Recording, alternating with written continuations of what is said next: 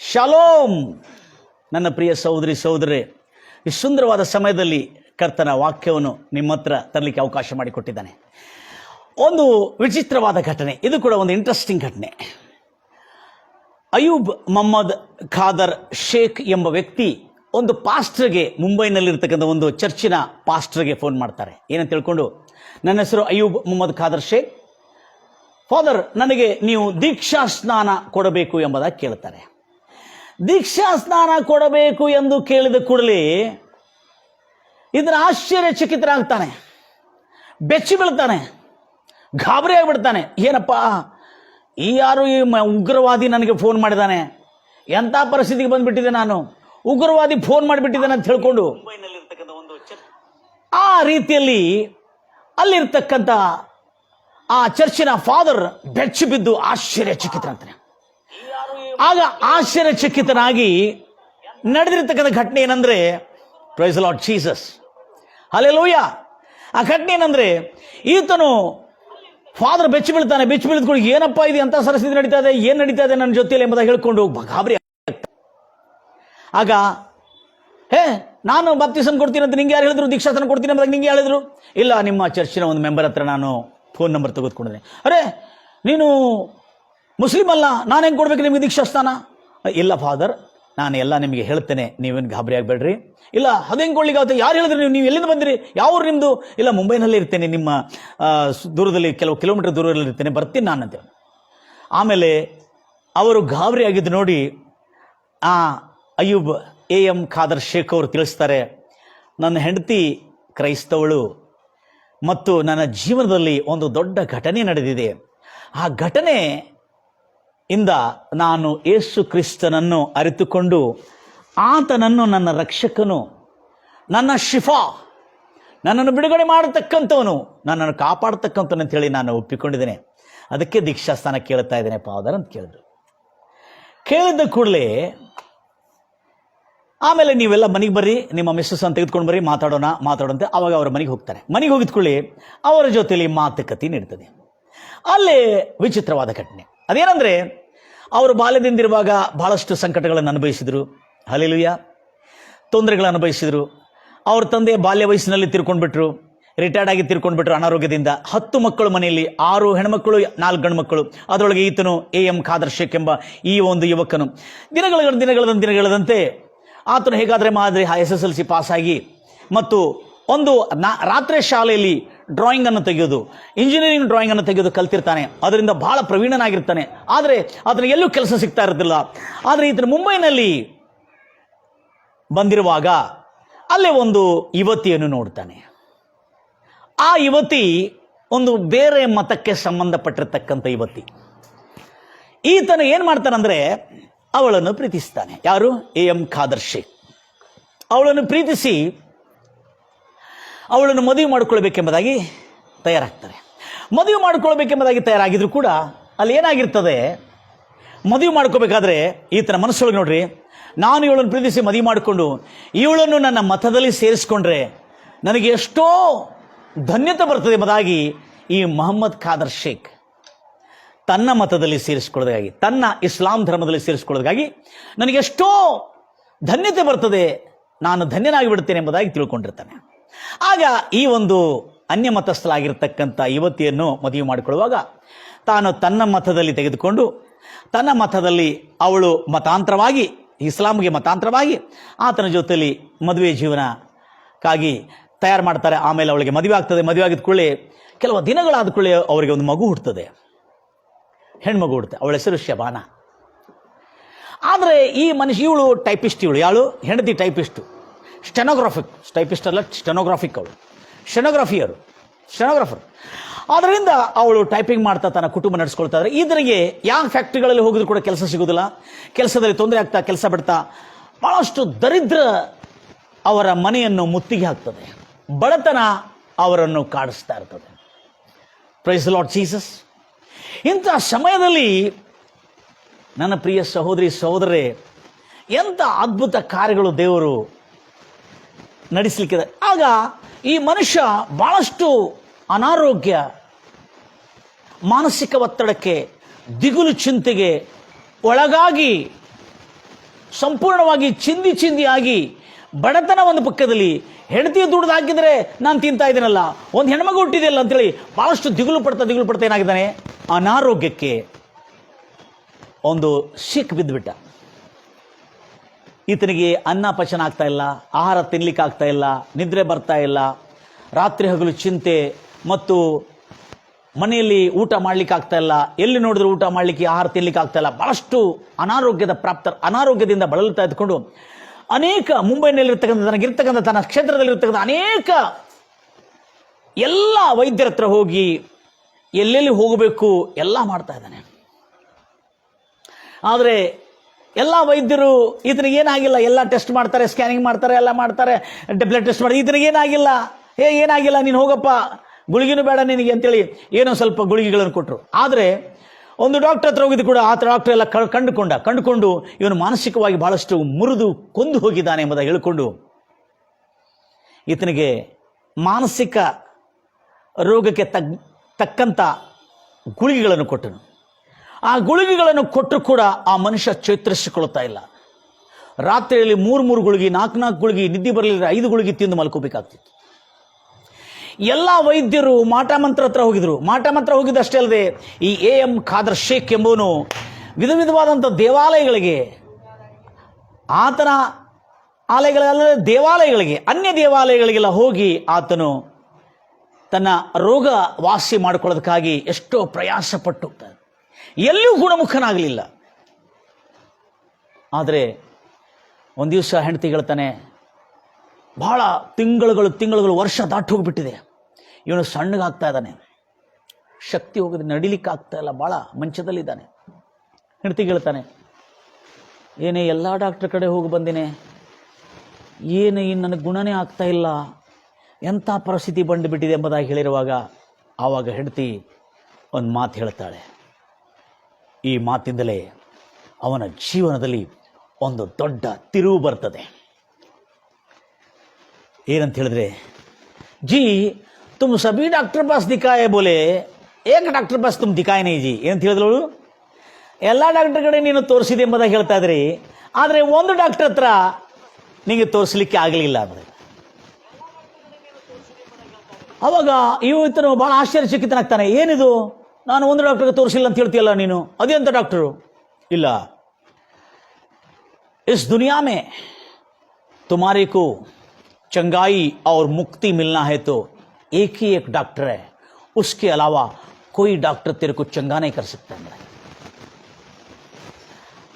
ಆತನ ಹೆಂಡತಿ ಈ ಎಂ ಖಾದರ್ ಶೇಖ್ ಹೇಳ್ತಾ ಇದ್ದಾಳೆ, ಈ ಲೋಕದಲ್ಲಿ ಒಂದೇ ಒಂದು ವೈದ್ಯನು, ಡಾಕ್ಟರ್, ನಿನ್ನನ್ನು ಸ್ವಸ್ಥ ಮಾಡೋನು, ನಿನ್ನ ಈ ದರಿದ್ರ, ಈ ಅಶಾಂತಿ, ಅಸಮಾಧಾನ, ನಿದ್ರೆ ಇಲ್ಲದ ಜೀವನ, ಈ ಯಾರ್ಯಾರು ನಿನಗೆ ಮಾಟ ಮಾತ್ರ ಮಾಡಿಸಿದ್ರ ಎಂಬುದಾಗಿ ಹೇಳ್ಕೊಂಡು ನೀ ಅದರಿಂದ ಬಹಳಷ್ಟು ದಿಗುಲು ಚಿಂತೆ ಪಡ್ತದೆ, ಇವೆಲ್ಲದರಿಂದ ನಿನಗೆ ಬಿಡುಗಡೆ ಬೇಕಾದರೆ ಒಂದೇ ಒಂದು ಡಾಕ್ಟರ್ ಇದ್ದಾನೆ, ಆ ಡಾಕ್ಟರ್ ಮಾತ್ರ ನಿನ್ನನ್ನು ಖಂಡಿತವಾಗಿ ಇವೆಲ್ಲದರಿಂದ ನಿನಗೆ ಮುಕ್ತಿ ಕೊಡ್ತಾನೆ ಎಂಬುದಾಗಿ. ಅರೆ ಯಾರ ಡಾಕ್ಟರ್? ನಾನು ಇದೆಲ್ಲ ಇರುವ ಎಲ್ಲ ಡಾಕ್ಟರ್ ಹತ್ರ ಹೋಗಿ ಬಂದಿದ್ದೀನಲ್ಲ, ನನಗೆ ಗೊತ್ತಿಲ್ಲದ ಡಾಕ್ಟರ್ ಅದು ಯಾರಿದ್ದಾರೆ ಎಂಬುದಾಗಿ ಹೇಳ್ತಾನೆ. ಆವಾಗ ಆ ಹೆಂಡತಿ ಹೇಳ್ತಾಳೆ, ಆತನು ಕರ್ತನಾದ ಯೇಸು ಮಸೀಹ, ಯೇಸು ಕ್ರಿಸ್ತನು ಎಂಬುದಾಗಿ ಹೇಳ್ತಾಳೆ. ಹೇಳಿದ ಕೂಡಲೇ ಅದೇನು ಗುಣ ಆಗ್ತದೆ? ಆ ಯೇಸು ಕ್ರಿಸ್ತನ ಹತ್ರ ನೀನು ಹೋಗಿದರೆ ಆ ಯೇಸು ಮಸೀಹ ನಿನ್ನ ಎಲ್ಲ ರೋಗಗಳನ್ನು ಗುಣಪಡಿಸ್ತಾನೆ, ನಿನ್ನ ಎಲ್ಲ ಸಂಕಟದಿಂದ ನಿನ್ನನ್ನು ಬಿಡುಗಡೆ ಮಾಡ್ತಾನೆ, ನಿನ್ನ ಎಲ್ಲ ಶಾಪದಿಂದ ಮುಕ್ತಿ ಮಾಡ್ತಾನೆ, ನಿನಗೆ ಮಾಡಿಸಿರ್ತಕ್ಕಂಥ ಎಲ್ಲ ಶತ್ರುಗಳ ಆ ಒಂದು ಜಾದೂಟೋನದಿಂದ, ಆ ಮಾಟ ಮಂತ್ರದಿಂದ ಕೂಡ ಆತನೊಬ್ಬನೇ ನಿನ್ನನ್ನು ಬಿಡಿಸ್ತಾನೆ ಅಂತ ಹೇಳಿದ ಕೂಡಲೇ ಆವಾಗ ಮೊಹಮ್ಮದ್ ಎಂ ಖಾದರ್ ಶೇಖ್ಗೆ ಒಂದು ಮಾತು ಆತನ ಸ್ಮರಣಕ್ಕೆ ಬರ್ತದೆ. ಬಹಳ ಜಾಗ್ರತೆಯಿಂದ ಕೇಳ್ಕೊಳ್ತೀರಿ. ಹೌದಲ್ಲ, 1,24,000 ಪೈಗಂಬರ್ಗಳಲ್ಲಿ ಒಂದೇ ಒಂದು ಪೈಗಂಬರ್, ಒಂದೇ ಒಂದು ಪ್ರವಾದಿ, ಆತನ ಹೆಸರು ಯೇಸು ಕ್ರಿಸ್ತನು. ಈತನು ಮಾತ್ರ ಮಾನವರಿಗೆ ಸ್ವಸ್ಥತೆಯನ್ನು, ರಕ್ಷಣೆಯನ್ನು ಕೊಡತಕ್ಕಂಥವನಲ್ಲ ಎಂಬುದಾಗಿ ಈತನು ತಿಳಿದುಕೊಂಡಿರ್ತಾನೆ. ಇದನ್ನು ಓದಿರ್ತಾನೆ. ಈ ಎಲ್ಲ ಬಂದಿರತಕ್ಕಂಥ ಪ್ರವಾದಿಗಳಲ್ಲಿ ಅವರ ಗ್ರಂಥದಲ್ಲಿ 1,24,000 ಏನೋ ಲೆಕ್ಕ ಹೇಳ್ತಾರೆ ಅವರು. ಅದರಲ್ಲಿ ಬಹು ಪವಿತ್ರವಾಗಿ ಜನ್ಮಿಸಿದ್ದು ಯೇಸು ಕ್ರಿಸ್ತನು ಪವಿತ್ರವಾದಂಥ ಗರ್ಭದಲ್ಲಿ, ಕನ್ಯಮರಿಯ ಗರ್ಭದಲ್ಲಿ ಜನ್ಮಿಸಿರ್ತಕ್ಕಂಥ ಒಂದೇ ಒಂದು ಪ್ರವಾದಿ. ಮತ್ತು ಮಾನವ ಜಾತಿಯಲ್ಲಿ ಎಲ್ಲ ಜನರಿಗೆ ಎಲ್ಲ ತರವಾದ ರೋಗಗಳನ್ನು ಗುಣಪಡಿಸಿದ್ದು ಆ ಯೇಸು ಮಸೀಹ ಅಷ್ಟೇ ಅಲ್ಲ ಎಂಬುದಾಗಿ ಆತನು ಕುರಾನಲ್ಲಿ ಓದಿದ್ದು ಆತನಿಗೆ ನೆನಪು ಬರ್ತದೆ. ನನ್ನ ಪ್ರಿಯ ಸಹೋದರಿ ಸಹೋದರರೇ, ಏನಂತೇಳಿ ಶಿಫಾ ದೇನೇವಾಲ. ಕ್ಯಾ ದೇನೇವಾಲ? ಶಿಫಾ ಅಂದ್ರೆ ಸ್ವಸ್ಥತೆಯನ್ನು ಕೊಡುವನು. ನಜಾತ್ ದೇನೇವಾಲ, ಮುಕ್ತಿಯನ್ನು. ದೆವ್ವಗಳ ಪೀಡಿತರನ್ನು ಅನೇಕ ವಿಧವಾದ ದೆವ್ವಗಳಿಂದ ಬಿಡುಗಡೆ ಮಾಡಿದ್ದಾನೆ. ಸತ್ತವರನ್ನು ಯೇಸು ಕ್ರಿಸ್ತು ಎಬ್ಬಿಸಿದ್ದಾನೆಂಬುದಾಗಿ ತನ್ನ ಕುರಾನ್ನಲ್ಲಿ ಓದಿದ್ದು ಆತನ ಜ್ಞಾಪಕ್ಕೆ ಬರ್ತದೆ. ನನ್ನ ಪ್ರಿಯ ಸಹೋದರಿ ಸಹೋದರರೇ, ಎಷ್ಟು ಆಸಕ್ತಿಯಿಂದ ನೀವು ಕೇಳ್ತಾ ಇದ್ರಿ. ಇದು ಸೂರ್ಯ ಮರಿಯಂ, ಕುರಾನ್ನಲ್ಲಿ ಇರ್ತಕ್ಕಂಥ ಸೂರ್ಯ ಮರಿಯಂ ಮತ್ತು ಸೂರ್ಯ ಇಮ್ರಾನ್ನಲ್ಲಿ ಇರ್ತಕ್ಕಂಥ ಈ ಅಧ್ಯಾಯದಲ್ಲಿ ಇರ್ತಕ್ಕಂಥ ವಚನಗಳಿಗೆ ಓದಿದ್ದು ಆತನ ಜ್ಞಾಪಕಕ್ಕೆ ಬರ್ತದೆ. ಹೌದಲ್ಲ, ಯೇಸು ಮಸೀಹ ಅನೇಕ ಜನರೊಂದಿಗೆ ಅನೇಕ ವಿಧವಾದಂಥ ರೋಗಗಳಿಂದ ಅವರನ್ನು ಗುಣಪಡಿಸಿದ್ದಾನೆ, ಅವರನ್ನು ಸ್ವಸ್ಥಪಡಿಸಿದನಲ್ಲ. ಅದೇ ರೀತಿಯಿಂದ ಆತನು ನನಗೂ ಗುಣಪಡಿಸಲಿಕ್ಕೆ ಆಗುತ್ತದೆ. ಯಾಕಂದ್ರೆ ಆತನೊಬ್ಬನೇ ಶಿಫಾ ದೇನೇವಾಲ ಅಂದ್ರೆ ಸ್ವಸ್ಥತೆ ಮಾಡುವವನು, ಒಬ್ಬ ಪ್ರವಾದಿ ಎಂಬುದು ನಾನು ಓದಿದ್ದೇನೆ ಕುರಾನ್ನಲ್ಲಿ ಎಂಬುದ ಹೇಳಿಕೊಂಡು, ಆಗ ಅವರ ಹೆಂಡತಿ ಹೇಳಿದ ಮಾತಿಗೆ ಬಹಳ ಸೀರಿಯಸ್ ಆಗಿ ಅದನ್ನು ಕೇಳಿ ನೆನಪು ಮಾಡಿಕೊಳ್ತಾನೆ. ಮತ್ತು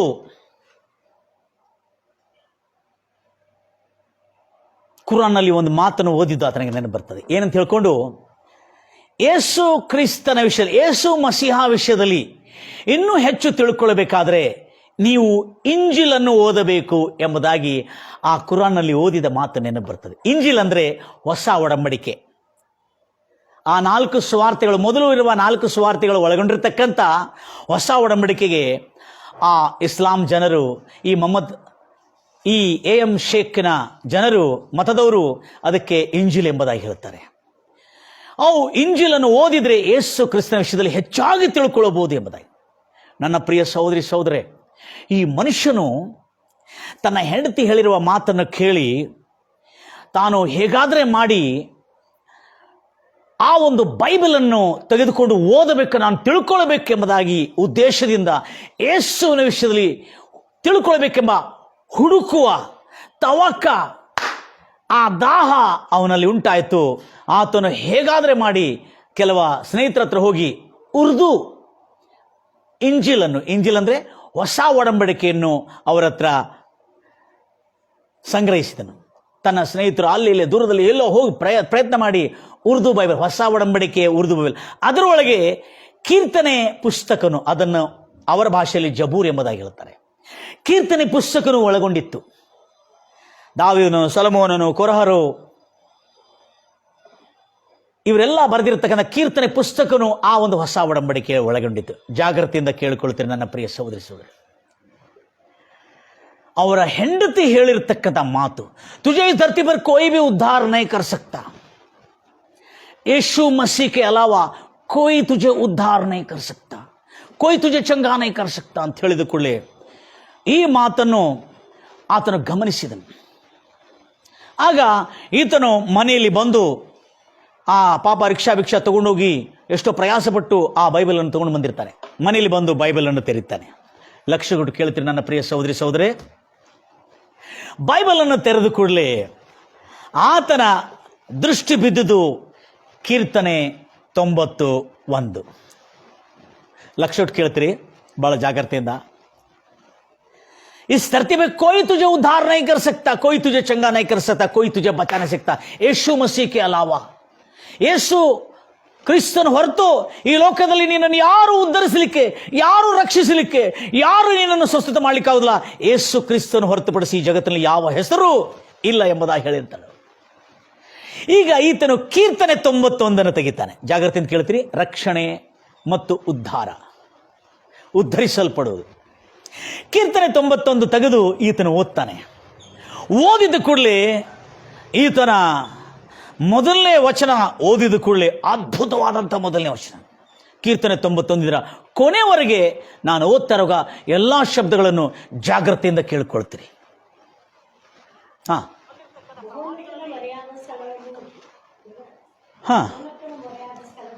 ಮಹೋನ್ನತನ ಮೊರೆಯಾದ ಸ್ಥಳ. ಮಹೋನ್ನತ ಸ್ಥಳದಲ್ಲಿ,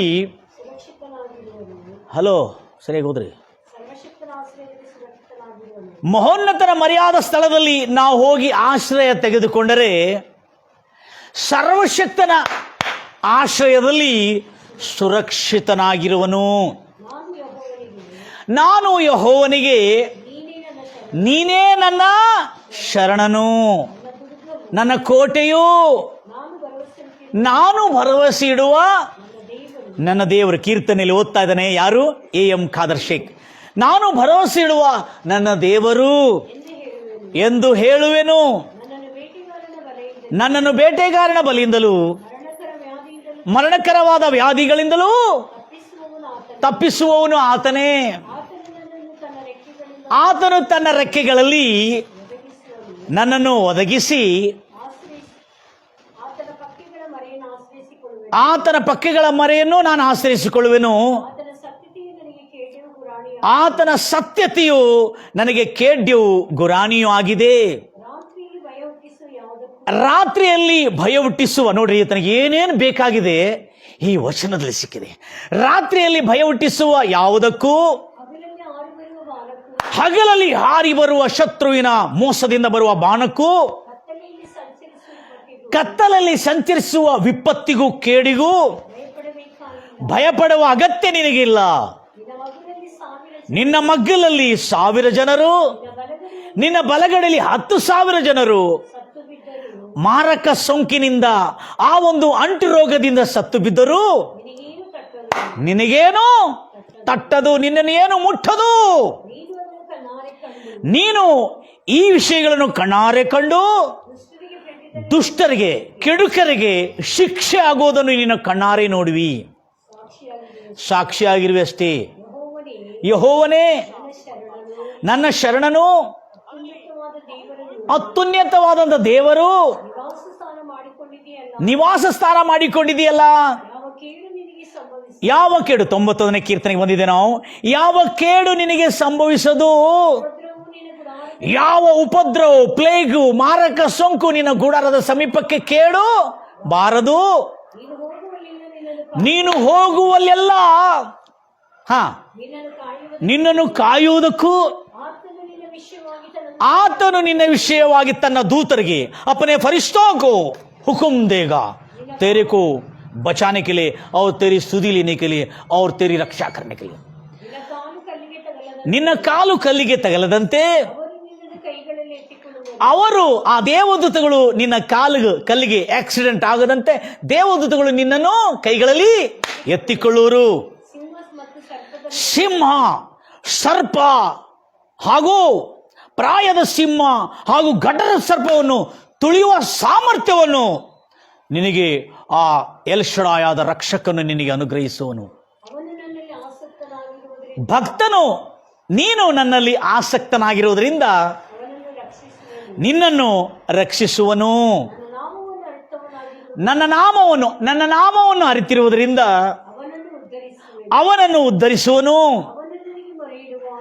ನೀನು ಆತನಿಗೆ ಮೊರೆಯಿಡುವಾಗ, ಅವನು ನನಗೆ ಮೊರೆಯಿಡುವಾಗ ಆ ಪರಾತ್ಪರನಾದ ದೇವರು ಸದುತ್ತರವನ್ನು ದಯಪಾಲಿಸುವನು. ಇಕ್ಕಟ್ಟಿನಲ್ಲಿ, ಸಂಕಟದಲ್ಲಿ, ಸಮಸ್ಯೆಗಳಲ್ಲಿ, ವೇದನೆಗಳಲ್ಲಿ ಹತ್ತಿರವಿದ್ದು ನಿನ್ನನ್ನು ಆ ದೇವರು ಯೆಹೋವನು ನಿನ್ನನ್ನು ತಪ್ಪಿಸಿ, ಆ ಸಂಕಟದಿಂದ ತಪ್ಪಿಸುವುದು ಮಾತ್ರ ಅಲ್ಲದೆ ನಿನ್ನನ್ನು ಘನಪಡಿಸುವನು, ಉನ್ನತ ಸ್ಥಿತಿಗೆ ಏರಿಸುವನು. ದೀರ್ಘಾಯುವನ್ನು ಅನುಗ್ರಹಿಸಿ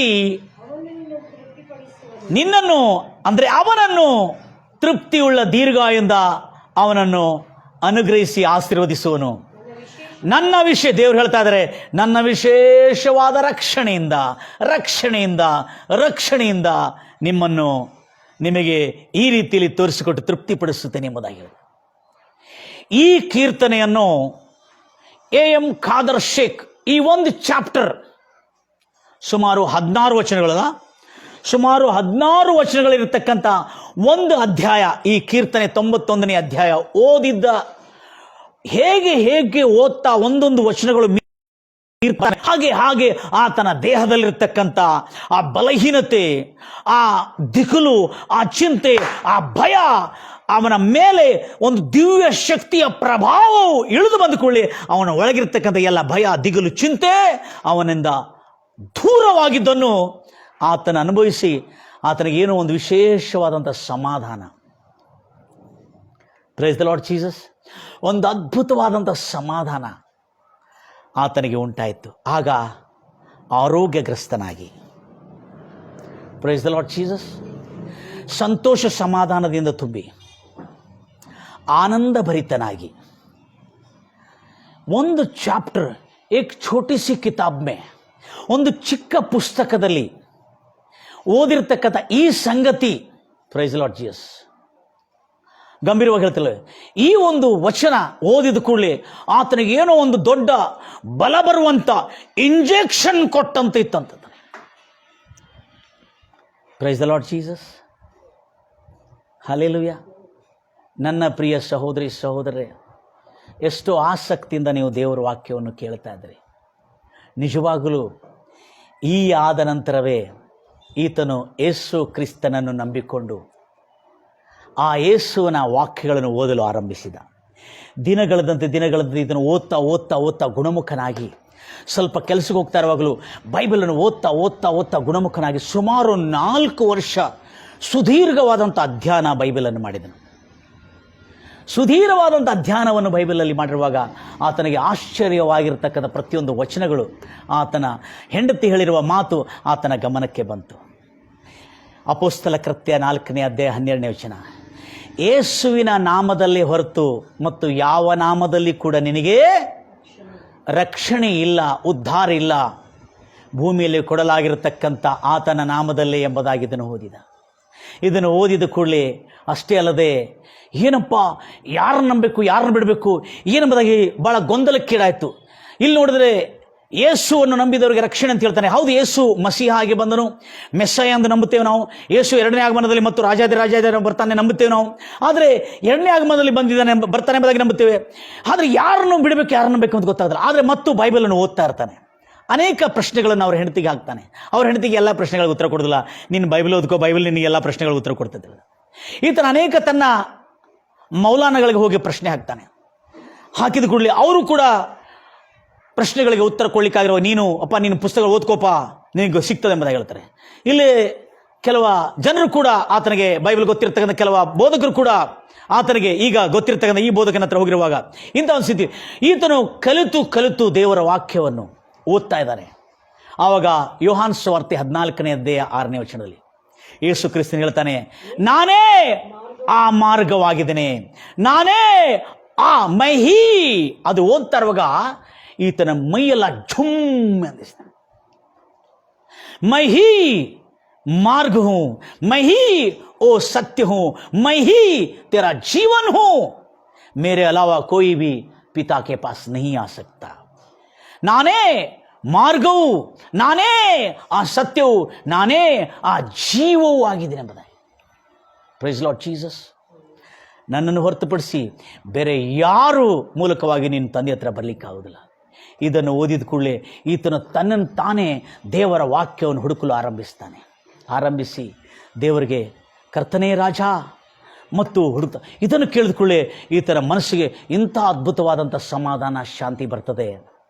ಅಂದಿನಿಂದ ಆ ಯೇಸುವನ್ನು ಇನ್ನೂ ಹೆಚ್ಚಾಗಿ ಓದಬೇಕು, ತಿಳ್ಕೊಳ್ಬೇಕೆಂಬುದಾಗಿ ಅನೇಕ ಪ್ರಶ್ನೆಗಳಿಗೆ, ತನ್ನ ಪ್ರಶ್ನೆಗಳಿಗೆ ಉತ್ತರ ಸಿಗಬೇಕೆಂಬುದಾಗಿ ಓದ್ತಾ ಇರ್ತಾರುವಾಗ ಅದ್ಭುತವಾದಂಥ ಸತ್ಯ ಆತನ ಗಮನಕ್ಕೆ ಬರ್ತದೆ. ಅದು ಅದ್ಭುತವಾದ ಸತ್ಯ. ಯೋಹಾನ್ ಸುವಾರ್ತೆ 5ನೇ ಅಧ್ಯಾಯ ನೋಡಿ, ಯೋಹಾನ್ ಸುವಾರ್ತೆ 5ನೇ ಅಧ್ಯಾಯ 18ನೇ ವಚನ, 5ನೇ ಅಧ್ಯಾಯ 18ನೇ ವಚನ ಐತೆ ನೋಡ್ರಿ. ಇದು ಅದೇನಾ 5ನೇ ಅಧ್ಯಾಯ 18ನೇ ವಚನ? ಹೌದ್ರಿ. ಆದುದರಿಂದ ಯೋಹಾನ್ ಸುವಾರ್ತೆ 5ನೇ ಅಧ್ಯಾಯ 18ನೇ ವಚನ, ಆದುದರಿಂದ ಯೇಸು ಕ್ರಿಸ್ತನು ಸಬ್ಬತ್ತು ಮತವನ್ನು ಮೀರಿದ್ದ ಮಾತ್ರವೇ ದೇವರನ್ನು ತನ್ನ ಸ್ವಂತ ತಂದೆಯೆಂದು ಕರೆದು ತನ್ನನ್ನು ದೇವರಿಗೆ ಸಮಾನನಾಗಿ ಮಾಡಿಕೊಳ್ತಾ ಇದ್ದಾನಲ್ಲ. ಯಹೂದ್ಯರು ಆತನಿಗೆ ಕೊಲ್ಲುವುದಕ್ಕೆ ಇನ್ನಷ್ಟು ಪ್ರಯತ್ನ ಮಾಡಿದ್ರು. ತನ್ನನ್ನು ತಾನು ಏನಂತ ಹೇಳ್ಕೊಂಡು ದೇವರೆಂದು दावे ಮಾಡ್ತಾ ಇದ್ದಾನಲ್ಲ ಯೇಸು ಕ್ರಿಸ್ತನು ಎಂಬುದಾಗಿ ಹೇಳಿಕೊಂಡು ಯೇಸು अपने आप को खुदा बोल के दावा कर रहा है, इसलिए हम उसको पत्थर से मारने के लिए ठहरे ಅಂತ ಹೇಳ್ತಾರೆ. ಯಾರು? ಯಹೂದ್ಯರು. ಅದಕ್ಕೆ ನಾವು ಆತನನ್ನು ಕೊಲ್ಲುವುದಕ್ಕೆ ಕಲ್ಲೆಸೆದು ಕೊಂದೋಗಕ್ಕೆ ನಿಂತಿದೆ ಎಂಬುದಾಗಿ ಯೇಸು ಕ್ರಿಸ್ತಗೆ ಪ್ರತಿ ಉತ್ತರವಾಗಿ ಅವರು ಹೇಳಿರ್ತಾರೆ. Praise Lord Jesus.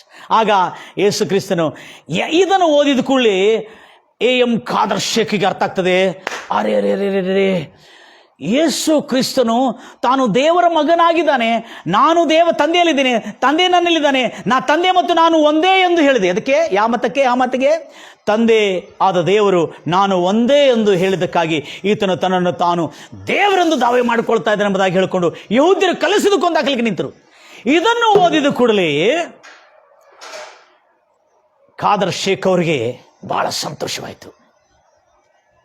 Price the Lord Jesus. What a wonderful. ಆಗ ಇದನ್ನು ಓದಿ ಮುಂದೆ ಓದ್ತೀರಿ 19 18 ಆದ್ಮೇಲೆ 19 ಅಲ್ಲ ಮುಗಿತಾ ಮುದ್ರಿ.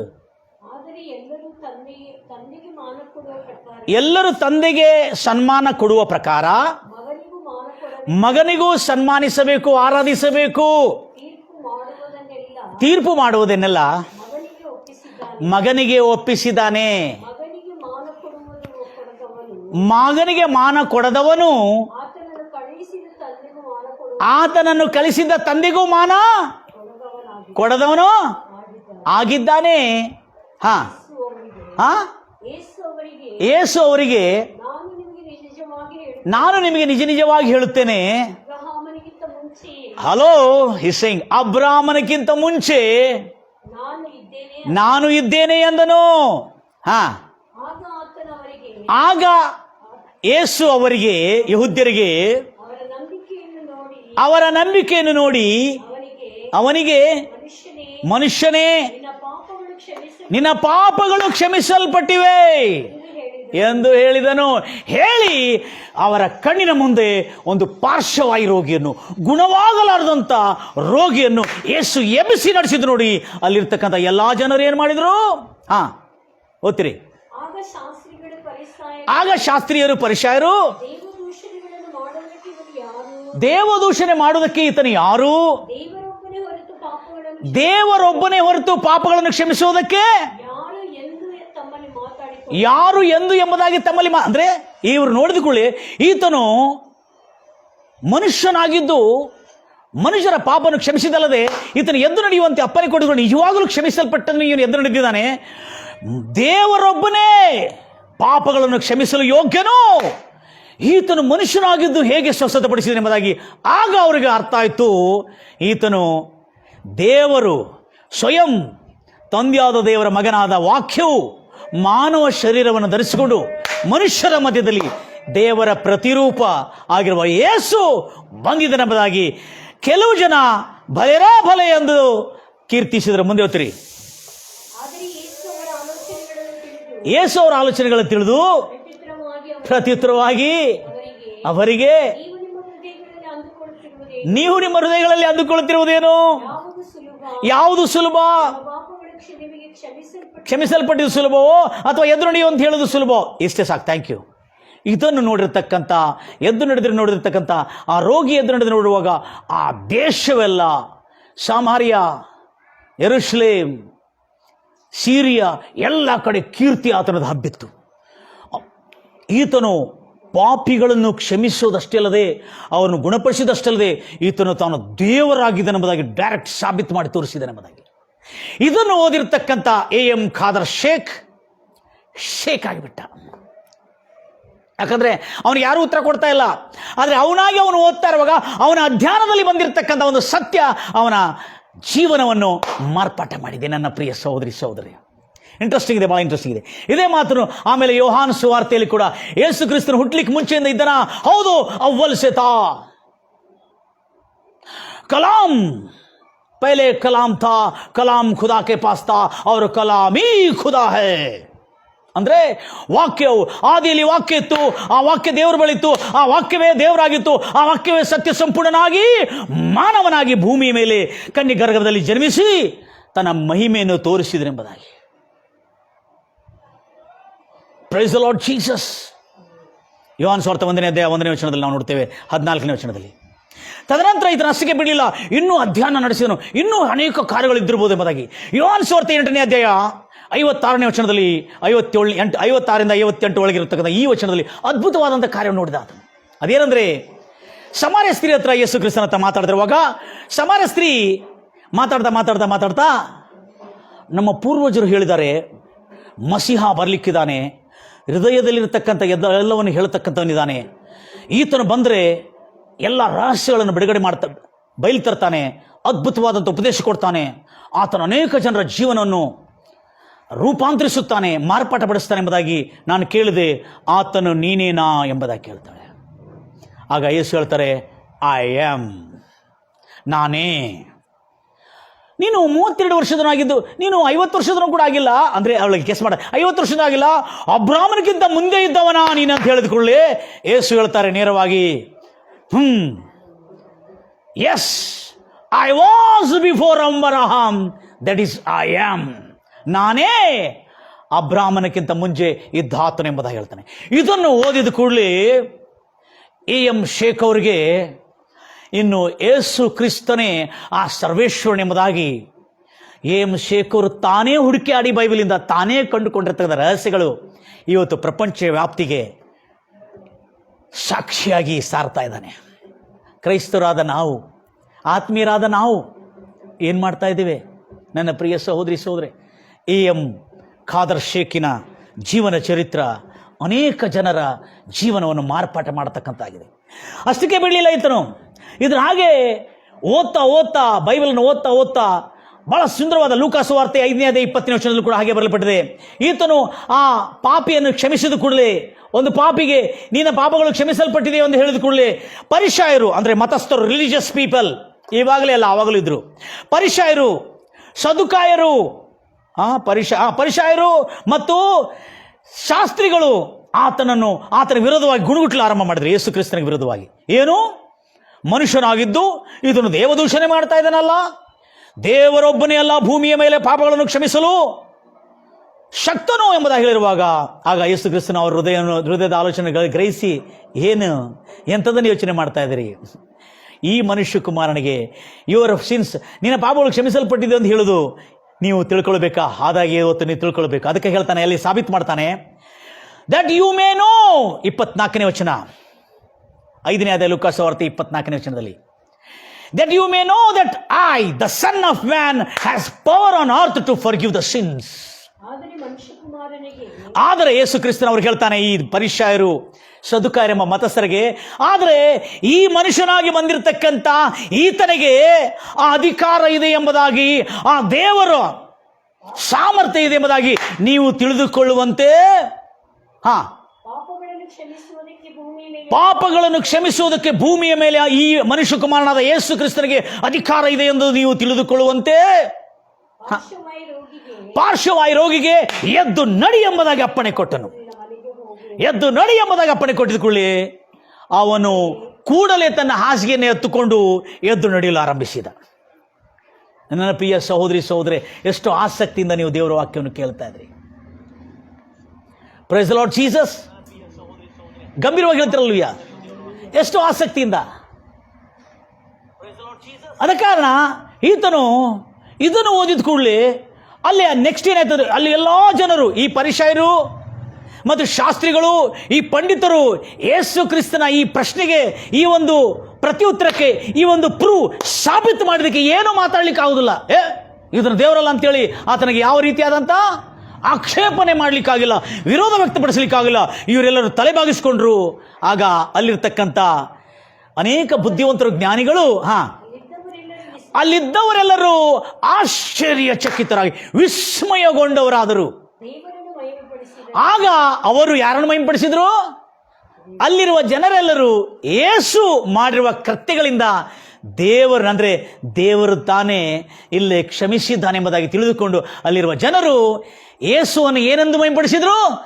ದೇವರನ್ನು ಮಹಿಮೆಪಡಿಸಿದರು. ಬಾ, ಇಂಥ ಆಶ್ಚರ್ಯವಾದಂಥ ಸಂಗತಿ, ಇಂಥ ಒಂದು ಪಾರ್ಶ್ವವಾಯು ರೋಗಿ, ಯಾವ ಔಷಧಿಯಿಂದ ಗುಣವಾಗಲಾರದ ಪಾರ್ಶ್ವವಾಯು ರೋಗಿ, ಗುಣವಾಗರದಂಥ ಈ ರೋಗದಿಂದ ಗುಣಪಡಿಸುವ ಸರ್ವಶಕ್ತನನ್ನು ನೋಡಿ ಆಶ್ಚರ್ಯಚಕಿತರಾಗಿ ಮಹಿಮೆ ಮಹಿಮೆ ಘನತೆ ಮಹಿಮೆ ಎಂಬುದಾಗಿ ಅಲ್ಲಿನ ಜನರು ದೇವರನ್ನು ಕೊಂಡಾಡಿದರೆಂಬುದಾಗಿ. ಯೇಸುವನ್ನು ಯಾವ ರೀತಿಯಲ್ಲಿ ಕೊಂಡಾಡಿದ? ನನ್ನ ಪ್ರಿಯ ಸಹೋದರಿ ಸಹೋದರೇ, ಇದನ್ನು ಓದಿರ್ತಕ್ಕಂಥ ಎ.ಎಂ. ಖಾದರ್ ಶೇಕ್ ಆಗಿದಲ್ಲದೆ ಈಗ ರಾಷ್ಟ್ರಗಳನ್ನು ಶೇಕ್ ಮಾಡ್ತಾ ಇದ್ದಾನೆ. ಹಲ್ಲೆಲೂಯಾ. ನನ್ನ ಪ್ರಿಯ ಸಹೋದರಿ ಸಹೋದರೇ, ಆತ್ಮೀಯರಾದ ನೀವೇನು ಮಾಡ್ತಾ ಇದ್ದೀರಿ? ನಿಜವಾದ ಯೇಸು ಕ್ರಿಸ್ತನ ಮೊದಲನೇ ಆಗಮನದ ಸಂಭ್ರಮ, ಸಡಗರ, ಸಂತೋಷ, ಹರ್ಷ ಸೆಲೆಬ್ರೇಟ್ ಮಾಡಬೇಕಾದ್ರೆ ನಿಜವಾಗಲೂ ಈ ಸಂದೇಶವನ್ನು ಕೇಳಿರುವ ನಾವು ಯೇಸು ಕ್ರಿಸ್ತನ ಹೃದಯದಲ್ಲಿ ಹೊಂದಿಕೊಂಡಿರುವಾಗ ಈ ಒಂದು ಸತ್ಯ ಎ.ಎಂ. ಖಾದರ್ ಶೇಖನ್ನು ಚೇಂಜ್ ಮಾಡಿದಲ್ಲದೆ ಇವತ್ತು ಜನಾಂಗಗಳಿಗೆ ಹೇಳ್ತಾ ಇದ್ದಾನೆ, ಶೇಕ್ ಮಾಡ್ತಾ ಇದ್ದಾನೆ. ಭೂಮಿಯನ್ನು ತಲೆ ಕೆಳಗೆ ಮಾಡೋರು ಇಲ್ಲಿಯೂ ಬಂದಿದ್ದಾರೆ ಎಂಬುದಾಗಿ ಅನ್ನತಕ್ಕಂಥ ವ್ಯಕ್ತಿಯಾಗಿ ಸೇವೆ ಸಲ್ಲಿಸ್ತಾ ಇದ್ದಾನೆ. ಅಷ್ಟೇ ಅಲ್ಲದೆ ಯೋಹಾನ ಸುವಾರ್ತೆ 1ನೇ ಅಧ್ಯಾಯ, ನಾನು ಅದನ್ನು ಹೇಳಿದ್ದೇನೆ, 1ನೇ ಅಧ್ಯಾಯ 1ನೇ ವಚನದಲ್ಲಿ ಎಲ್ಲ ಹೇಳಿ ಮುಗಿಸಿದ್ದೇನೆ. ಈಗ ನಾನು ಯೋಹಾನ ಸುವಾರ್ತೆ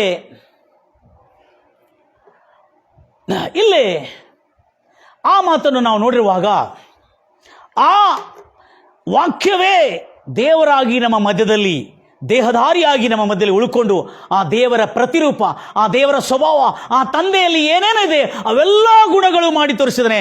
ಯೇಸು ಎಲ್ಲ ಒಳ್ಳೆಯದೇ ಮಾಡಿದಾನ ಹೊರತು ಯಾವ ಮಾನವನಿಗೂ ಕೆಟ್ಟದನ್ನು ಮಾಡಲಿಲ್ಲ ಅನ್ನತಕ್ಕಂಥ ಸತ್ಯವು ಎ.ಎಂ. ಖಾದರ್ ಶೇಖ್ ತಿಳಿದುಕೊಂಡು ದೇವರು ಒಳ್ಳೆಯವರು ಒಳ್ಳೆಯವರು ಒಳ್ಳೆಯವರು ಎಂಬುದಾಗಿ ಅರ್ಥಕೊಂಡನು.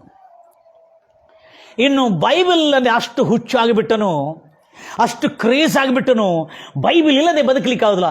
ಹೀಗೆ ಬೈಬಲ್ನಲ್ಲಿರ್ತಕ್ಕಂಥ ಸತ್ಯಗಳನ್ನು ಓದಿಕೊಳ್ತಾ ಸುಮಾರು ಸುದೀರ್ಘ 4 ವರ್ಷ ಕಾಲವರೆಗೂ ಬೈಬಲ್ನ ಧ್ಯಾನವನ್ನು ನಡೆಸಿ ಯೇಸುವೇ ಆ ರಕ್ಷಕನು, ಮಾನವ ಕುಲಕ್ಕೆ ಮುಕ್ತಿ ಕೊಡತಕ್ಕಂಥನು, ಆತನ ಹೊರತುಪಡಿಸಿ ಮತ್ತು ಯಾರಿಂದಲೂ ಮಾನವನಿಗೆ ಮುಕ್ತಿ ಇಲ್ಲ ಅನ್ನತಕ್ಕಂಥ ಸತ್ಯವನ್ನು ಗ್ರಹಿಸಿಕೊಂಡು ಇದನ್ನೆಲ್ಲ ತಿಳ್ಕೊಂಡ ಮೇಲೆ ನಾನು ನಿಮಗೆ ಫೋನ್ ಮಾಡಿದ್ದೇನೆ ಫಾದರ್ ಎಂಬುದಾಗಿ ಹೇಳಿದರು. ಆಗ ಫಾದರ್ ಅವರು ಭಾಳ ಸಂತೋಷಪಟ್ಟು, ಯಾಕಂದರೆ ಹೆಂಡತಿ ಬಂದಿದ್ದಾಳೆ. ಹೆಂಡತಿ ಹೆಸರು ಏನಂದರೆ ಹೆಂಡತಿ ನಿಜವಾಗಲೂ ಅನ್ಯ ಮತಸ್ಥಳು ಅಂದರೆ ಕ್ರಿಶ್ಚಿಯನ್ ಮತಸ್ಥಳು. ಅವಳ ಹೆಸರು ದೆಬೋರಾ. ಅವಳನ್ನು ಮತಾಂತರ ಮಾಡಿದ ಇಸ್ಲಾಂಗೆ. ಆದರೆ ಈಗ ಅವಳು ಯೇಸುವಿನ ಸುದ್ದಿಯನ್ನು ಹೇಳಿ ಯಾವ ಬಲವಂತ ಇಲ್ಲದೆ ತಾನೇ ಯೇಸು ಕ್ರಿಸ್ತನ ಈ ಒಂದು ರಾಜ್ಯಕ್ಕೆ ಆತನು ವಾರಸನಾದನು. ಈ ಒಂದು ರಾಜ್ಯಕ್ಕೆ, ಯೇಸುವಿನ ರಾಜ್ಯಕ್ಕೆ ಬಾಧ್ಯನಾದನು. ನನ್ನ ಪ್ರಿಯ ಸಹೋದರಿ ಸಹೋದರೇ,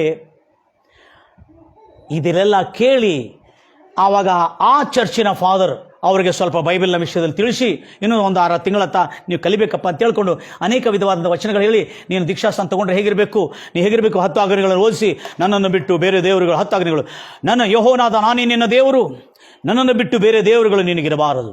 ಎಸ್ ಸರ್. ವಿಗ್ರಹಗಳನ್ನು ರೂಪಿಸಿ ಅವುಗಳಿಗೆ ಅಡ್ಡ ಬಿದ್ದು ಅವುಗಳನ್ನು ಸೇವಿಸಬಾರದು. 2ನೇ ಆಜ್ಞೆ. 3ನೇ ಆಜ್ಞೆ, ನನ್ನ ಹೆಸರನ್ನು ವ್ಯರ್ಥವಾದ ಕಾರ್ಯಗಳಿಗೆ ಎತ್ತಬಾರದು. ಯೆಹೋವನ ಹೆಸರನ್ನು ವ್ಯರ್ಥವಾದ ಕಾರ್ಯಗಳಿಗೆ ಎತ್ತಬಾರದು, ಅವನು ಶಿಕ್ಷಿಸಲ್ಪಡ್ತಾನೆ. 4ನೇ ಆಜ್ಞೆ, ಸಬ್ಬತು ದಿನವನ್ನು ಪರಿಶುದ್ಧ ದಿನವೆಂದು ಆಚರಿಸಬೇಕು. 5ನೇ ಆಜ್ಞೆ, ನಿನ್ನ ತಂದೆ ತಾಯಿಗಳನ್ನು ಸನ್ಮಾನಿಸಬೇಕು. ಇದನ್ನು ಕೇಳಿದುಕೊಳ್ಳಿ, ಇನ್ನೂ ಆಶ್ಚರ್ಯವಾಯಿತು, ಸಂತೋಷವಾಯಿತು. ನರಹತ್ಯೆ ಮಾಡಬಾರದು, ಕದ್ದುಕೊಳ್ಳಬಾರದು. 7ನೇ, ವ್ಯಭಿಚಾರ ಮಾಡಬಾರದು. 8ನೇ, ಇನ್ನೊಬ್ಬರ ಸೊತ್ತನ್ನಾಗಲಿ ಅವರ ವಸ್ತುಗಳನ್ನು ಆಶಿಸಬಾರದು. ಮತ್ತು ನಿನ್ನ ನೆರೆಯವರ ಮೇಲೆ ಸುಳ್ಳು ಸಾಕ್ಷಿ ಹೇಳಬಾರದು. ಇವೆಲ್ಲ ಅವರು ಬೈಪಟ್ ಮಾಡಿಸಿ ಪರಲೋಕದ ಪ್ರಾರ್ಥನೆಯನ್ನು ಕಲಿಸ್ಕೊಟ್ಟು ಆನಂತರ ಆತನಿಗೆ ದೀಕ್ಷಾಸ್ಥಾನ ಕೊಡಲಿಕ್ಕೆ ತಯಾರಾದ. ಈತನ ದೀಕ್ಷಾಸ್ಥಾನ ಹೋಗಲು ನದಿ ಕಡೆ ಹೋದ್ರಂತೆ. ಅರೇ ಲಂಬ ಕಟಾರ್ ಅಂದರೆ ಭಾಳ ದೊಡ್ಡ ಲೈನ್ ಹತ್ತಿದೆ. ಅವ್ರ ಹೆಂಡತಿಗಳು ಏನು ಮಾಡ್ತಾ ಇದ್ದಾರೆ, ಇದು ಬಾಪ್ತಿಸ್ಮ ತಗೋತಾ ಇದ್ದಾರೆ, ದೀಕ್ಷಾಸ್ತಾನ ತಗೋತಾ ಇದ್ದಾರೆ, ನದಿಯಲ್ಲಿ ಮುಳುಗಿಸ್ತಾ ಇದ್ರು. ಇದೇನು ನದಿಯಲ್ಲಿ ಮುಳುಗಿಸ್ತಾ ಇದ್ದಾರೆ, ಏಕೆ ಬಡ ಡ್ರಾಮಾಲಾಗ ಇದ್ದಾರೆ, ಈ ನದಿಯಲ್ಲಿ ಮುಳುಗಿದ್ರೆ ನಾವು ದೀಕ್ಷಾಸ್ತಾನ ತಗೊಂಡ್ರೆ ನಾವು ಯೇಸು ಕ್ರಿಸ್ತನ ರಾಜ್ಯದಲ್ಲಿ ಸೇರ್ತೀವಾ? ಅವಾಗ ಹೇಳ್ತಾಳೆ, ನಾ ಈ ನದಿಯಲ್ಲಿ ಮುಳುಗುದಿಲ್ಲ, ನಂಗೆ ಬೇಕಾಗಿಲ್ಲ, ಇದು ನಾ ಹೋಗ್ತೀನಿ ನಡಿ ಅಂತ ಹೇಳ್ದೆ. ಅವಾಗ ಹೇಳ್ತಾಳೆ, ನೀನು ಗುಣವಾಗಿದ್ರೆ, ಸ್ವಸ್ಥವಾಗಿದ್ರೆ ನಾನು ಯೇಸುವನ್ನು ಹಿಂಬಾಲಿಸ್ತೀನಿ ಎಂಬುದಾಗಿ ನೀನು ವಾಗ್ದಾನ ಮಾಡಿದಿ, ಮತ್ತು ನೀನು ಸ್ವಸ್ಥತೆ ಆಗಿದ್ದು ಕೂಡ ಅದಕ್ಕೆ ಕಾರಣ. ನಿನ್ನ ಇಷ್ಟ. ನೀನು ದೇವರನ್ನು ಮೋಸ ಮಾಡಿ ಇಷ್ಟೊಂದು ದೊಡ್ಡ ಸಂಕಟದಿಂದ ಬಿಡುಗಡೆ ಮಾಡಿದ್ದಾನೆ, ಮತ್ತು ನೋಡು ನೀನು ಮತ್ತು ತಿರುಗಿ ಆ ಗತಿಗೆ ಹೋಗಬಾರ್ದಂದ್ರೆ ನೀನು ದೀಕ್ಷಾಸ್ತಾನ ತಗೋಬೇಕು. ಆವಾಗ ಹೌದಲ್ಲ, ನಾನು ಎಂಥ ಭಯಂಕರವಾದಂಥ ಸಂಕಟದಿಂದ ಹೊರಗೆ ಬಂದ ನಂತರ ನನ್ನ ಚಿಲ್ಲರ ಬುದ್ಧಿ ನಾನು ತೋರಿಸಿದೆ ಎಂಬುದಾಗಿ ಹೇಳ್ಕೊಂಡು ಆ ಹೆಂಡತಿ ಹೇಳಿರುವ ಮಾತನ್ನು ಕೇಳಿ ಪಶ್ಚಾತ್ತಾಪಟ್ಟು ಅಲ್ಲಿ ಹೋಗಿ ದೀಕ್ಷಾಸ್ತಾನ ತಗೊಳ್ಳಿಕ್ಕೆ ಲೈನ್ನಲ್ಲಿ ಹೋಗಿ ಕೂತಿರುವಾಗ ಆ ಲೈನ್ ಬರುವ ಒಳಗೆ ಈತನಲ್ಲಿ ದೊಡ್ಡ ಪರಿವರ್ತನೆ ಸ್ಟಾರ್ಟ್ ಆಗಿದೆ. ಆ ಕ್ಯೂನಲ್ಲಿ ಹೋಗ್ತಾ ಇರುವಾಗ ಈತನ ಹೃದಯದಲ್ಲಿ ಬೈಬಲ್ ವಾಕ್ಯಗಳೆಲ್ಲ ನೆನಪು ಬರ್ತಾ ಇದೆ. ಹೌದು, ಯೇಸುವೆ ಸತ್ಯವಾದ ಮೋಕ್ಷ ಕೊಡ್ತಕ್ಕಂಥನು, ಸ್ವರ್ಗ ಪ್ರಾಪ್ತ ಮಾಡ್ತಕ್ಕಂಥನು, ಜೀವನದಲ್ಲಿ ಶಾಪದಿಂದ, ರೋಗದಿಂದ, ವ್ಯಾಧಿಗಳಿಂದ, ಅನಿಷ್ಟಗಳಿಂದ, ಎಲ್ಲ ತರವಾದಂಥ ದೆವ್ವಪೀಡಿತರಿಂದ ಮುಕ್ತಿ ಕೊಡ್ತಕ್ಕಂಥ ಯೇಸು ಒಬ್ಬನೇ ಎಂಬ ಮಾತುಗಳು ಈತನ ಮನಸ್ಸೊಳಗೆ ಪ್ರತಿಧ್ವನಿ ಮಾಡ್ತಾ ಇದೆ. ಇದೆಲ್ಲ ವಾಕ್ಯಗಳು ಅವನ ಆತ್ಮ ಪ್ರಾಣ ದೇಹದಲ್ಲಿ ಪ್ರತಿಧ್ವನಿ ಮಾಡ್ತಾ, ಅಲ್ಲಿರ್ತಕ್ಕಂಥ ದೇಹದಲ್ಲಿ ಪ್ರತಿಧ್ವನಿ ಮಾಡ್ತಿರುವಾಗ ಆ ಫಾದರ್ ದೀಕ್ಷಾಸ್ತಾನ ಕೊಳ್ಳಲು ಕರೆದಿರುವಾಗ ಆತನ ಫಾದರ್ 3 ಪ್ರಶ್ನೆ ಕೇಳಿದಿರುವಾಗ ಆ ಪ್ರಶ್ನೆಗಳಿಂದ ಇನ್ನೂ ಆಶ್ಚರ್ಯಚಕಿತ ಚೇಂಜ್ ಆಗಿಬಿಡ್ತಾನೆ. ನೀನು ನಿನ್ನ ಪಾಪಗಳನ್ನು ಒಪ್ಪಿಕೊಂಡು ಅರಿಕೆ ಮಾಡಿ ಇನ್ನು ಮುಂದೆ ನಾನು ಕರ್ತನ ಮಾರ್ಗದಲ್ಲಿ ನಡೀತಿ ಎಂಬುದಾಗಿ ಒಪ್ಪಿಕೊಳ್ಳುತ್ತೀಯಾ? ಹೌದು, ನಾನು ಒಪ್ಪಿಕೊಳ್ಳುತ್ತೇನೆ. ಇಂದಿನಿಂದ ಹಲ್ಲೆಲೂಯಾ, ಪೊಂತಿ ಪಿಲಾತು ಕಾಲದಲ್ಲಿ ಕನ್ಯೆಮರಿಯ ಗರ್ಭದಲ್ಲಿ ಜನ್ಮಿಸಿರುವ ಆ ಯೇಸು ಕ್ರಿಸ್ತನನ್ನು ನಿನ್ನ ಒಡೆಯನಾಗಿ, ರಕ್ಷಕನಾಗಿ ಸ್ವೀಕರಿಸುತ್ತೀಯಾ? ಹೌದು, ಸ್ವೀಕರಿಸುತ್ತೇನೆ. ಹಾಗಾದರೆ ತಂದೆ, ಕುಮಾರನು, ಪರಿಶುದ್ಧಾತ್ಮನ ಹೆಸರಲ್ಲಿ ನಿನಗೆ ದೀಕ್ಷಾಸ್ತಾನ ಕೊಡ್ತಾ ಇದ್ದೇನೆ ಅಂತ ಹೇಳಿಕೊಂಡು ಆತನಿಗೆ ದೀಕ್ಷಾಸ್ತಾನ ಕೊಟ್ಟನು. ದೀಕ್ಷಾಸ್ತಾನ ಕೊಟ್ಟು ಎದ್ದಿದ್ದ ಕೂಡಲೇ, ಮೆಥಡಿಸ್ಟ್ ಚರ್ಚ್ ಫಾದರ್ ಇವರು, ದೀಕ್ಷಾಸ್ತಾನ ಕೊಟ್ಟು ಎದ್ದ ಕೂಡಲೇ ಆತನ ಮೇಲೆ ಪವಿತ್ರಾತ್ಮದ ಅದ್ಭುತವಾದಂಥ ಪ್ರಭಾವ ಆತನ ಮೇಲೆ ಇಳಿದು ಬಂತು. Praise the Lord Jesus. M Abdul Mohammed Khader Sheikh ದೀಕ್ಷಾಸ್ತಾನ ಪಡ್ಕೊಂಡು ಬರುವಾಗ ಮೈಕಲ್ ಖಾದರ್ ಶೇಖ್ ಆಗಿ ಆತನು ಹೊರಬಂದನು. Praise the Lord Jesus. ನನ್ನ ಪ್ರಿಯ ಸಹೋದರಿ ಸಹೋದರೇ, ಅದಾದ ನಂತರ ಕೆಲವು ತಿಂಗಳಲ್ಲಿ ಇರಾನ್ಗೆ ಆತನಿಗೆ ವೀಸಾ ಸಿಕ್ತು, ಜಾಬ್ ಸಿಕ್ತು, ಸಿಲೆಕ್ಟ್ ಆಯಿತು. ದರಿದ್ರ ಕೂಡ ದೂರವಾಯಿತು. 94ನೇ ಇಸ್ವಿಯಲ್ಲಿ, 4 ವರ್ಷದ ಸುದೀರ್ಘವಾದ ಅಧ್ಯಯನ ನಡೆಸಿದ ಮೇಲೆ 94ನೇ ಇಸ್ವಿಯಲ್ಲಿ ಈತನು ಜನವರಿ ತಿಂಗಳ ದೀಕ್ಷಾಸ್ತಾನ, 1984ನೇ ಇಸ್ವಿಯಲ್ಲಿ, 88ನೇ ಇಸ್ವಿಯಲ್ಲಿ ಈತನು ಜನವರಿ ತಿಂಗಳ ದೀಕ್ಷಾಸ್ತಾನ ತೆಗೆದುಕೊಂಡು ದೇವರು ನಂಬಿಕೊಂಡು ದೇವರಲ್ಲಿ ಬೆಳೆದು ಬಲಪಟ್ಟು ಎಲ್ಲ ತರಬೇತಿಗಳನ್ನು ಪಡ್ಕೊಳ್ತಾ ಇರುವಾಗ 1994ರಲ್ಲಿ ಇರಾನ್ಗೆ ಈತನಿಗೆ ಸೆಲೆಕ್ಟ್ ಆಗಿ ಒಂದು ಕೂಲಿ ಕೆಲಸ ಮಾಡ್ತಿರ್ತಕ್ಕಂಥ, ಆ ಕಾಲದಲ್ಲಿ 24 ಪೈಸೆ ವಾರದಲ್ಲಿ ಗಳಿಸಿರ್ತಕ್ಕಂಥ ಈ ವ್ಯಕ್ತಿ ಇರಾನ್ನಲ್ಲಿ ಒಂದು ದೊಡ್ಡ ಉದ್ಯೋಗಸ್ಥನಾಗಿ ಅಲ್ಲಿ 20 ವರ್ಷ ಕಾಲಕ್ಕೆ ದೊಡ್ಡ ಉದ್ಯೋಗವನ್ನು ಮಾಡ್ತಾ ಬರುವಾಗ ಆತನ ಕೊನೆ ಸಂಬಳ, ತಿಂಗಳದ ಸಂಬಳ 2,40,000 ಆದ ನಂತರ ಅಲ್ಲಿಂದ ರಿಟೈರ್ಡ್ ಆಗಿ ಬಂದು ಭಾರತದ ಗನ್ಸೋಲಿ, ಮುಂಬೈನಲ್ಲಿ ಗನ್ಸೋಲಿ ಎಂಬ ಪ್ರದೇಶಕ್ಕೆ ಬಂದು ಮುಂಬೈನಲ್ಲಿ ಇನ್ನೂ ಬೇರೆ ಪ್ರದೇಶಕ್ಕೆ ಹೋಗಿ ಅವನು ಇರಾನ್ನಲ್ಲಿ ಇದ್ದ 20 ವರ್ಷ ಏನು ಮಾಡಿದ್ರೆ ಅಂತ ಗೊತ್ತಿದೆ? ಚರ್ಚಿನಲ್ಲಿ ಹೋಗಿ ಅಲ್ಲೇ ಬೈಬಲ್ ಕೋರ್ಸನ್ನು ಮಾಡಿ ಅಲ್ಲೇ disciple training shift, youth with ಮಿಷನ್ನಲ್ಲಿ ಆತನು ಭಾಗವಹಿಸಿ ಡಿಸೈಪಲ್ ಟ್ರೈನಿಂಗ್ ಶಿಪ್ ಅನ್ನು ಕೂಡ ಪಡ್ಕೊಂಡಂತೆ. ಪಡ್ಕೊಂಡು ಅಲ್ಲಿ ಒಂದು ಪ್ರಾಮಾಣಿಕವಾದ ಶಿಷ್ಯನಾಗಿ, ನಂಬಿಕಸ್ಥನಾಗಿದ್ದು ಆತನ ಭಾರತಕ್ಕೆ, ಮುಂಬೈಗೆ ಬಂದ ಕೂಡಲೇ ಮತ್ತು ತಾನಿದ್ದ ಸ್ಥಳದಲ್ಲಿ DTS ವೈವಮ್ ಅನ್ನು ಸ್ಥಾಪಿಸಿ, ಡಿಸೈಪಲ್ ಟ್ರೈನಿಂಗ್ ಶಿಪ್ ಅನ್ನು ಸ್ಥಾಪಿಸಿ ಈಗ ಆ DTSಗೆ ಡೈರೆಕ್ಟರ್ ಆಗಿ ಅಬ್ದುಲ್ ಅಯೂಬ್ ಮೊಹಮ್ಮದ್ ಖಾದರ್ ಶೇಖ್ ಎಂಬ ವ್ಯಕ್ತಿ, ಎಂ ಖಾದರ್ ಶೇಖ್ ಎಂಬ ವ್ಯಕ್ತಿ ಈಗ ಡೈರೆಕ್ಟರ್ ಆಗಿ ಗಿದಿಯೋನ್ ಬೈಬಲ್ ಇಂಟರ್ನ್ಯಾಷನಲ್ ಇನ್ಸ್ಟಿಟ್ಯೂಟ್ಗೆ ಆತನು ಡೈರೆಕ್ಟರ್, ಸೌತ್ ಡೈರೆಕ್ಟರ್ ಆಗಿ ಸೇವೆ ಮಾಡ್ತಾ ಇದ್ದಾನೆ. ನನ್ನ ಪ್ರಿಯ ಸಹೋದರಿ ಸಹೋದರಿ, ಅವರ ಮೊದಲನೇ ಮಗಳ ಹೆಸರು ಶಬಾನಾ. ಅವಳು ಐರ್ಲ್ಯಾಂಡ್ ವಿದೇಶದಲ್ಲಿ ನರ್ಸಿಂಗ್ ಮಾಡಿಕೊಂಡು ನರ್ಸ್ ಆಗಿ ಕೆಲಸ ಮಾಡ್ತಾ ಇದ್ದಾಳೆ. ಒಳ್ಳೆಯ ಸಂಬಳ. ಅವಳ 2ನೇ ಮಗಳು ಸಾರಾ, ಅವಳು ಆಸ್ಟ್ರೇಲಿಯಾ ನರ್ಸ್ ಕೆಲಸ ಮಾಡ್ತಾ ಇದ್ದಾಳೆ. ಅವಳು ಕೂಡ ಕೈ ತುಂಬ ಸಂಬಳ. ಅವಳ 3ನೇ ಮಗಳು ರೆಬೆಕ್ಕಾ IPC ಚರ್ಚಿನ ಪಾಸ್ಟರ್ ಆಗಿರುವ ಪಾಸ್ಟರ್ನ ಮದುವೆ ಮಾಡಿಕೊಂಡು ರೆಬೆಕ್ಕಾ ಈಗ ಪಾಸ್ಟರ್ ಅಮ್ಮ ಆಗಿ ಸೇವೆ ಸಲ್ಲಿಸ್ತಾ ಇದ್ದಾಳೆ. ಅಯೂಬ್ ಮೊಹಮ್ಮದ್ ಖಾದರ್ ಶೇಖ್ ಈಗ ಕ್ರಿಸ್ತನ ಸೇವಕನಾಗಿ ಅನೇಕ ಜನರಿಗೆ ಅದ್ಭುತ ಸಾಕ್ಷಿಗಳನ್ನು ಹೇಳುತ್ತಾ ಸಾಮಾಜಿಕ ಜಾಲತಾಣದಲ್ಲಿ ವೈರಲ್ ಆಗ್ತಾ ಇದೆ. ಅನೇಕ ಜನರಿಗೆ, ಎಲ್ಲ ಜಾತಿ ಜನಾಂಗಕ್ಕೆ ಸುಂದರವಾದಂಥ ಯೇಸು ಕ್ರಿಸ್ತನ ಶಾಂತಿ ಸಂದೇಶ, ರಕ್ಷಣೆ ಸಂದೇಶ, ಮುಕ್ತಿ ಕೊಡ್ತಕ್ಕಂಥ ಸಂದೇಶವನ್ನು ಕೊಟ್ಟು ಅನೇಕ ಜನರು ಆತನ ಹತ್ರ ಈಗ ಪ್ರಾರ್ಥನೆಗೆ ಬರ್ತಾ ಇದ್ದಾರೆ. ಬೈಬಲ್ ಟ್ರೈನಿಂಗ್ ಮಾಡೋದಕ್ಕಾಗಿ, DTS ಟ್ರೈನಿಂಗ್ ಮಾಡೋದಕ್ಕಾಗಿ ಯೂತ್ ವಿತ್ ಮಿಷನ್ ನಡೆಸ್ತಾ ಇದ್ದಾರೆ. ಆ ಯೂತ್ ವಿತ್ ಮಿಷನ್ನ ಪರ್ಮಿಷನನ್ನು ಸ್ವಯಂ ಲಾರೆನ್ ಕನಿಂಗಮ್, ಆ ಯೂತ್ ವಿತ್ ಮಿಷನ್ನ ಸ್ಥಾಪಕನು ಅವರಿಗೆ ಅದನ್ನು ಅನುಗ್ರಹಿಸಿದನಂತೆ. Praise the Lord Jesus. ನನ್ನ ಪ್ರಿಯ ಸಹೋದರಿ ಸಹೋದರೇ, ಆತ್ಮೀಯರಾದ ನಾವೆಲ್ಲಿದ್ದೀವಿ? ಈ ನೇರ ಪ್ರಸಾರದಲ್ಲಿ ಕೇಳ್ತಿರ್ತಕ್ಕಂಥ ಎಲ್ಲ ಪ್ರಿಯ ಸಹೋದರಿ ಸಹೋದರೇ, ಇದು ನಿಜವಾದ ಯೇಸು ಕ್ರಿಸ್ತನ ಮೊದಲನೇ ಆಗಮನದ ಸಂದೇಶ. ಆತನು ಬಂದಿದ್ದಕ್ಕೆ ರೋಗಿಗಳು ಗುಣಮುಖರಾಗೋರು, ಶಾಪಗ್ರಸ್ತರು ಶಾಪದಿಂದ ಬಿಡುಗಡೆ ಆಗೋರು, ಬಡತನದಿಂದ ಮುಕ್ತಿ, ದೆವ್ವಪೀಡಿತರಿಂದ ಮುಕ್ತಿ, ಎಲ್ಲದರಲ್ಲೇ ಮುಕ್ತಿ. ಭೂತಬಾಧಿತರಿಗೆ, ನಾನಾ ರೋಗಿಗಳಿಗೆ ಸ್ವಸ್ಥ ಮಾಡುವಂತ ನಾಮ. ಭೂತಬಾಧಿತರಿಗೆ, ನಾನಾ ರೋಗಿಗಳಿಗೆ ಸ್ವಸ್ಥ ಮಾಡುವಂತ ನಾಮ. ಸರ್ವಜನರೆಲ್ಲ ಅಡ್ಡ ಬಿದ್ದು ಸ್ತೋತ್ರ ಮಾಡಿ, ಸರ್ವಜನರೆಲ್ಲ ಅಡ್ಡ ಬಿದ್ದು